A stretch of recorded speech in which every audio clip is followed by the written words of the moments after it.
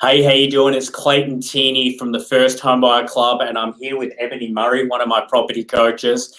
100 lessons in 100 days, day 44, lesson 44. Ebony, how you doing today? Yeah, I'm good, thanks, Clayton. Perfect. So Ebony asked me this morning, she spoke to me about two things, and we want to cover off on the first one.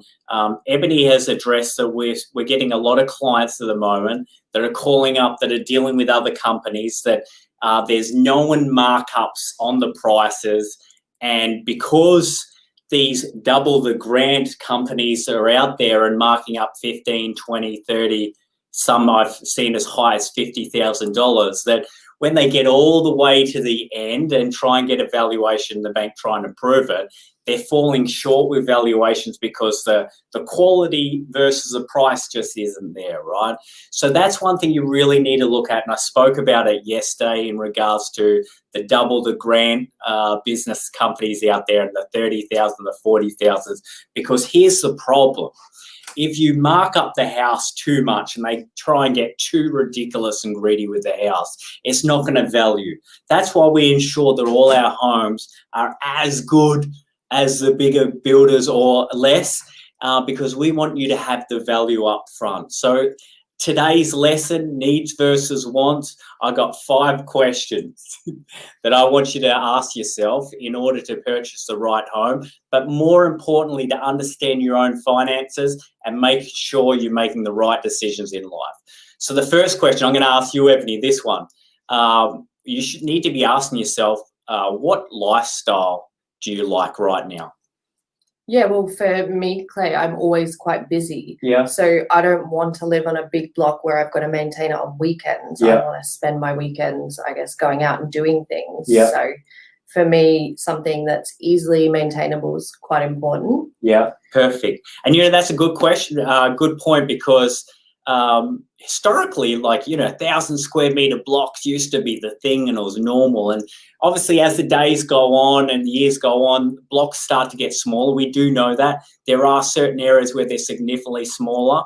And, it's against what we've always been brought up with. But I know for me personally, I haven't mowed a lawn in probably somewhere in the vicinity of 21 years since I left home.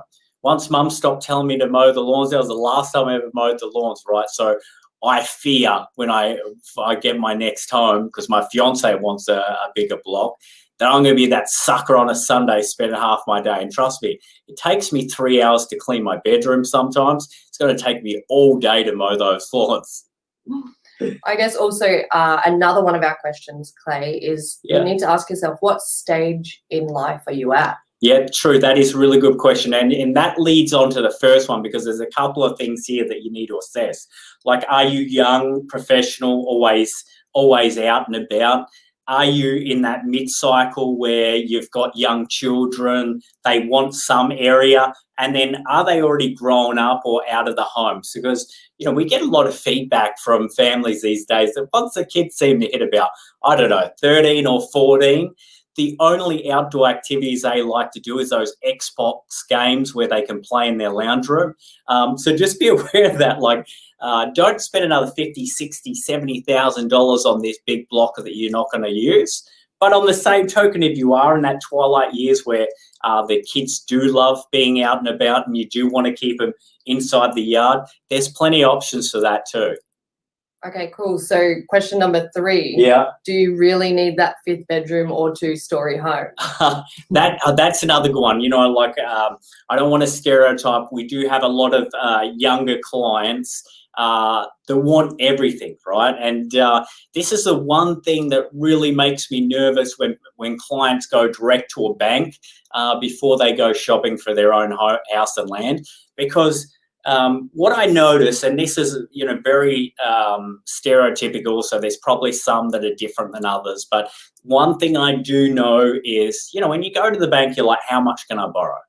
And the bank goes, yeah, based on this, you can borrow $800,000, right? So then they go out and they're like, look for houses that are in that $750,000 to $800,000 bracket, and that's their only focus. And here's the one thing I really want to stress. You need to be purchasing a home based off your current budget or the budget that you can do, right? Like $800,000 home, can you afford that? What does that cost? If you actually had an $800,000 mortgage, it's probably somewhere in the vicinity of, I don't know, depending with interest rates at the moment, $750 to $800 a week. And then you got to pay rates, water, and insurance. So I would really recommend that you understand your own money before you make these decisions, because we're not buying property to lose money, and we're not buying property to struggle. There's two main reasons why we all buy property: security and to create wealth. Now, if you can't pay off the home, then it's going to be really hard to create wealth if you're just relying on capital growth. Now, it's not to say we're not going to see capital growth, but if you're only relying on just paying the interest repayments on the house and not really paying it down, that's a big one. The second one is security, and it really comes back to money again, right? Obviously, we want security in the house for our family, but the second thing is that will you have security if you only just got living week to week on your paycheck because you're struggling to pay the mortgage, the rates, the water insurance, the car bills, and everything else that comes along with life? So I would really recommend that you explore that and have that open conversation with your partner and go, okay, it's just the two of us. Do we need a 5-bedroom home? Now, I'm sure you're probably planning on having 3 children, but let's logically think about this.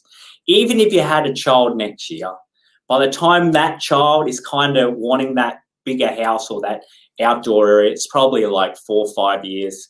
And then if you realistically went year after year on that to have the 3 kids, you're probably looking at somewhere between 8 to 10 years before you're actually in a position to fill this 5-bedroom or big block. And by that point, because you've had to spend $100,000 or $200,000 more, it's taken you a longer time to pay off that home. And if you remembered what I spoke yesterday about, as much as $100 a week can pay on a $400,000 home nearly 9 years off the mortgage, that if it costs you an extra $200 a week to pay off this home, that might be maybe 15 years that you just reduce that mortgage. So by the point that the kids are nearly ready, you've mostly paid off that first home and you can springboard into the next one. Okay, awesome. So also, like, how big is your family? Yeah, and I did ask this question before. So here's the thing. I have 2 answers to this. Because if you have a big family, and we've got some clients that have multiple generations living in the house, so there's the children, the mum, and then the parent, the mum's mum and dad. Let's build that bigger home because we want it to be comfortable. The other thing is that if you are buying in a network where there's 3 generations and you're all getting in there to help pay it off, let's make sure you're all comfortable in the house, because if you love where you live, you're then going to have the ability to put extra money into the home because you're not worried about getting out every weekend. You know what I mean? And that's what we tell everyone. Like, we're not trying to push you into the cheapest house and land, even though I always talk about budget, extra savings, and offset accounts. But what I want you to do is love where you live, because if I know you love where you live, then our mortgage reduction program, teaching about offset accounts, extra repayments, is going to be a lot easier if you actually spend the weekends at your house, not every weekend spending money at restaurants and cafes and hotels and trips away because you hate it. Because, when you really hate something, you never want to spend time there. And if you don't want to spend time at your own home, all you're going to be thinking about is what a mistake you made by buying it and how you just want to get away from it at every chance you can get. So the last one we want to talk about is, are you thinking logically or emotionally? Yeah, and this sort of ties into the last 4 questions, but I really just get you to ask yourself this one major question before you get there. Like, the decision you make in the house, land, townhouse, old home, new home, whatever that is that a logical decision or an emotional decision? And here's what I talk about.